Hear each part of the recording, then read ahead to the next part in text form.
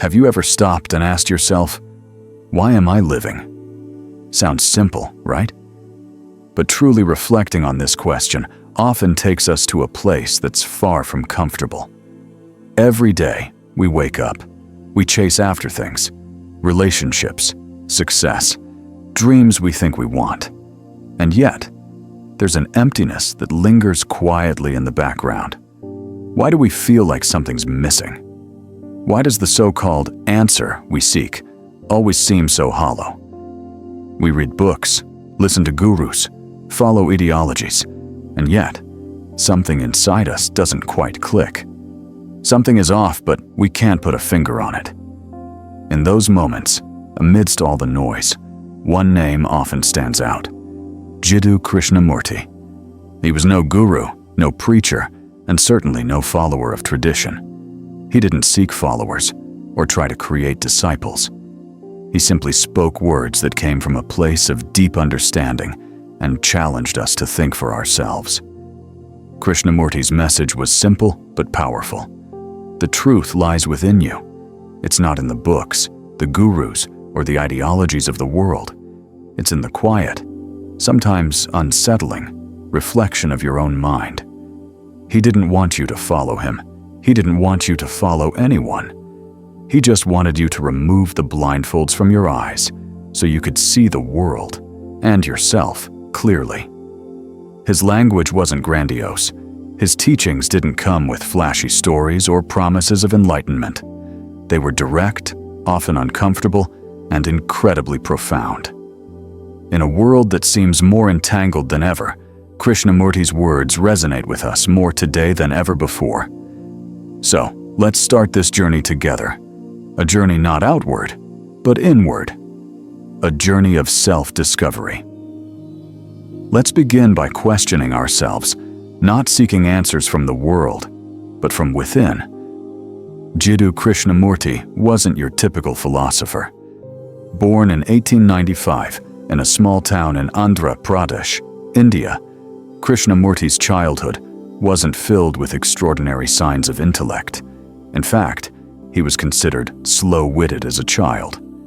But perhaps it was that very emptiness, that childlike questioning mind, that took him to places where few ever dare to venture. At just 14, the Theosophical Society declared him to be the world teacher, a title that the world was ready to crown him with. But here's the twist. Krishnamurti rejected it all. He rejected the title, the label, the institution, and every ideology attached to it. He rejected the notion that any person, book, or group could own the truth. What does that mean for us? It means that we've been taught to look outside for the answers to life's deepest questions. We're told to follow someone else's truth, someone else's path, someone else's version of reality. But Krishnamurti made it clear. The truth isn't out there. The truth is within you, right here, right now. He didn't hand us the answers. Instead, he gave us the most powerful tool we could ever possess: the ability to question and observe without bias. Imagine being able to sit in silence and hear the truth of your own life, without the distractions of the world around you. To see the real you, beyond the labels, beyond the roles we play, and beyond the illusions we cling to. Krishnamurti wanted you to ask yourself, who am I really? He didn't want you to find someone else's truth. He wanted you to discover yours. He wanted you to see through the masks you wear, the conditioning that holds you back, and the fears that cloud your vision. Now, let's talk about something we all deal with: fear. It's that voice in your head that tells you you're not enough, that holds you back from speaking up, that keeps you stuck in situations that no longer serve you. Krishnamurti had a profound way of breaking down this emotion we all experience, often without even realizing it. He said that fear isn't something external. It's not something that happens to us. It's a creation of our own minds. Think about that for a moment. Every time we worry about the future, relive past regrets, or fear an outcome that hasn't even happened yet, we are creating the fear ourselves. It's a mental construct, an illusion. And just like any illusion, once you see it for what it is, it loses its power over you. In his teachings, Krishnamurti shared a powerful metaphor. Imagine a man wandering through a forest, and suddenly he sees what he believes is a lion. He runs for his life, heart pounding, sweat dripping, only to realize later that it was just a shadow. The lion wasn't real. It was just his mind creating an illusion. This, he said, is how we live our lives. We run from fears that aren't even real. So, how do we break free? Krishnamurti's solution is radical. You face your fear. You don't run from it. You don't try to escape it. You sit with it, observe it, and when you do, you'll find that fear dissipates. When you stop running from the shadow, the lion disappears. This, Krishnamurti argued, is the only way to live fearlessly. It's not about avoiding fear, but about recognizing that it's just a shadow, a figment of your imagination. And once you see that, you are free. One of the most profound aspects of Krishnamurti's teachings is his perspective on time. We live in a world obsessed with time, planning for tomorrow, reminiscing about yesterday, and putting off change until some mythical right moment. But Krishnamurti challenged this linear view of time, suggesting that it is, in fact, an illusion. He argued that we often wait for a better moment to act or change, thinking that the future holds the answers. However, real change, real freedom, can only happen right here, right now. We constantly say things like, "One day I will be better," or "Tomorrow I will start fresh." But Krishnamurti reminds us that the future is always out of reach. It's a concept that doesn't exist outside of our minds.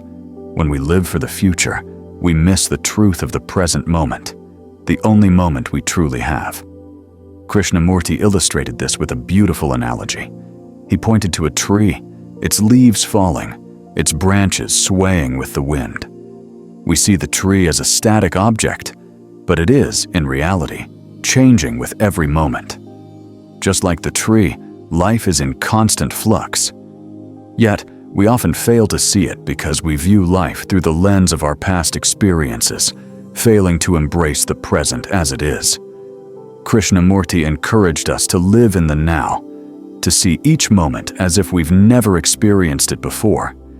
That's where the magic happens. When you let go of the past and the future, when you embrace the present moment fully, everything around you starts to feel alive, fresh, and new. The change isn't some far-off event. It's happening right here, right now, if only you can see it clearly. So, take a moment. Breathe. Don't wait for tomorrow. Real change is possible right now, in this very moment. Krishnamurti's message was simple. If you want to transform your life, stop waiting for the right time.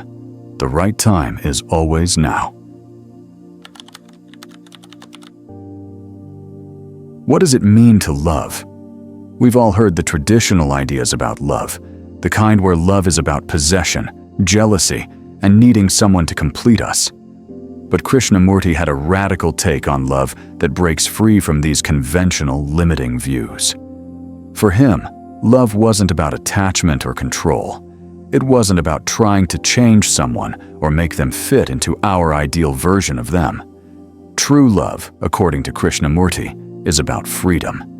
It's about allowing the other person to be completely themselves without trying to possess or control them. In his words, love is not love until you want to bind someone. Think about that for a moment. Love isn't about holding someone captive in your expectations. It's about giving them the space to be free. Krishnamurti also warned that love often becomes a burden when we cling to it, when we seek to control the person we love.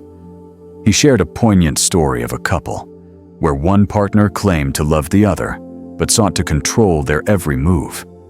The relationship, instead of being a source of joy, became a suffocating prison. The husband thought he was showing love, but in reality, he was showing fear. Fear of loss, fear of the unknown, fear of being alone. True love, Krishnamurti said, is about freedom. It's about letting go of our need to possess and control. Love isn't about binding someone to you. It's about letting them breathe. It's about acceptance without demands. When you love someone, truly love them, you give them the freedom to be themselves without any conditions. This, he claimed, is where real love is found. Not in the clinging, but in the letting go, in the freedom. So, the next time you think about love, ask yourself, are you loving freely, or are you clinging to someone in fear? True love liberates, it doesn't constrain. We are all born into a society that teaches us what to value, how to behave, what to think. These societal standards become our reality, whether we realize it or not. We inherit definitions of good and bad, right and wrong, without ever questioning them. And in doing so, we become slaves to a system we never chose. Krishnamurti saw this societal conditioning as a form of mental slavery. He said, as long as you don't break the rules set by society and see beyond them, you cannot be the master of your life. From religion to morality, from caste to custom, we've been taught to fit into predefined boxes. These labels keep us locked in a cycle, trapped in the belief that we must conform in order to be good or worthy. But Krishnamurti was relentless in challenging these norms. He asked us, why do you need to be a good person? Is it because society demands it, or because you genuinely want it? This question is profound. It shakes the very foundation of our beliefs. Are we living by our own values, or are we simply following the script society has written for us? In his book, Freedom from the Known, Krishnamurti deconstructs these societal expectations. He shows us that to live freely, we must first break free from these imposed definitions. True freedom, he says, comes from understanding our own mind and questioning everything we've been taught to believe. It's not easy, but it's necessary. Society will keep pushing us to conform, but Krishnamurti's teachings encourage us to rise above, to think for ourselves and live authentically, regardless of what others expect of us. Meditation. When we hear this word, most of us think of a quiet space, sitting cross-legged, maybe chanting a mantra or following a structured routine. But Krishnamurti's approach to meditation was different. For him, meditation wasn't about sitting still in a particular posture. It was about being fully aware of everything that is happening within you at every moment. He used the analogy of a river to explain meditation. Just as a river flows, constantly moving, never holding on to the water, our minds should be the same. Thoughts will arise, emotions will come and go. Some of them we like, some we don't. But the key is not to hold on to them. Meditation, in Krishnamurti's view, is the act of observing your thoughts and feelings without trying to control them or suppress them. When you sit in meditation, don't try to fight your thoughts. Just let them be. Watch them as they come, as they go. This process of observation is what Krishnamurti calls meditation. It's not about achieving a certain state of mind or performing a ritual. It's about being fully present, without judgment, without attachment, in every moment. Can you do that? Can you observe your anger, your happiness, your frustration, without trying to push it away or hold on to it? If you can, then you are truly meditating. Meditation, Krishnamurti says, isn't something you do for a few minutes a day and then forget about. It's a way of life, living with full awareness in each moment. In the modern world, education is often defined by grades, degrees, and the pursuit of a career. It's about accumulating knowledge, gaining skills, and eventually landing a job. But Krishnamurti had a radically different view on education. For him, education wasn't just about memorizing facts or preparing for a job. It was about understanding oneself. He believed that true education should teach us not just about the outside world, but about who we are on the inside. In his book, Education and the Significance of Life, Krishnamurti said, "If you do not understand yourself, no matter how many books you read or degrees you earn, you will remain incomplete." Think about that. How many of us have spent years learning subjects, math, science, history, without ever learning about ourselves? We're taught to follow instructions, solve equations, and memorize dates, but we're never really encouraged to ask questions like, who am I? Why do I feel this way? What do I truly want? Krishnamurti was adamant that education should be a process of self-discovery. It should push us to ask deep, personal questions about our fears, desires, and inner motivations. After all, what good is all the knowledge in the world if we don't understand our own mind? He shared the story of a boy who excelled in his studies, knew all the right answers, but when asked, "Are you happy?" the boy fell silent. True education, Krishnamurti argued, is the one that encourages us to go within, to explore our inner worlds, and to ask the tough questions that lead to self-awareness. So, ask yourself, is the education you're receiving helping you understand yourself better? Or is it just preparing you for a career? Krishnamurti challenges us to think about the true purpose of learning. When most people think of death, they think of it as the ultimate end, the final chapter in the story of life. It's something that we fear, something we try to avoid, something that hangs over us as a terrifying unknown. But Krishnamurti saw death differently.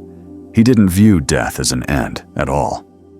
To him, death was a transformation, a necessary part of the cycle of life. He once spoke about death in a way that was truly liberating. He said that death isn't something to fear, but something to embrace.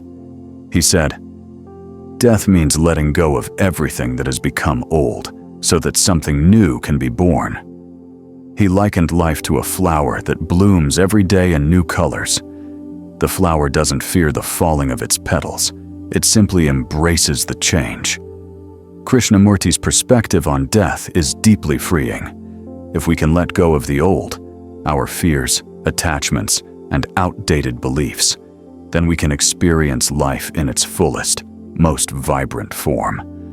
But if we hold on to the past, if we cling to what we know, we will never truly experience the richness of life. Can you live each day as if it were your last, free of regrets and without the weight of old burdens? Krishnamurti asked us to do just that. Let go of the past. Let go of the fears that hold you back. Only then can you truly be free. All of Krishnamurti's teachings lead to one simple yet powerful invitation. Wake up. Stop living your life on autopilot, following the paths that society, your upbringing, or your fears have set for you. Stop chasing after illusions of happiness or success that may never be yours to begin with. Krishnamurti asks us to challenge every assumption we've ever made, to question everything, our thoughts, our beliefs, and our actions. The answers won't come from outside. They won't come from anyone else. The answers lie within us, waiting to be uncovered. But first, we must be brave enough to look within. He didn't offer a formula for success or a set of rules to follow. He simply asked us to be present, to stop seeking the truth from others, and to start finding it for ourselves. It's not about finding someone else's path, it's about creating your own path, based on true self-awareness and deep understanding. If you've made it this far, then you've already taken the first step.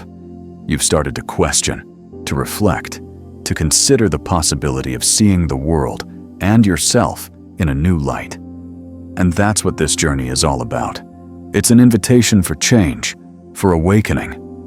So, I ask you now, which of these lessons touched you the most? Which one challenged the way you see your life? Krishnamurti once said, "Until you question yourself honestly, you are not worthy of any answer." This is the heart of his teachings. It's not about finding someone else's truth. It's about creating your own, grounded in a deep understanding of who you are. So, take a moment. Breathe. Look within. Stop searching for answers outside yourself and instead, ask yourself the most important question. Who am I, really? The answers may not come immediately, but if you're willing to embark on this journey of self-discovery, you'll find them. This is your invitation to see life differently, to see it as it truly is, not through the filters of fear, social conditioning, or external expectations. It's a path that will require courage, honesty, and a willingness to look beyond the surface. But it's a path worth taking, because it's the path that leads to true freedom, true love, and a life of profound peace. If you've been moved by this message, share your thoughts below. Which of these lessons has sparked something new within you? Let's start a conversation. Don't forget to subscribe to the channel for more content that encourages you to think, question, and awaken to the truth of who you are.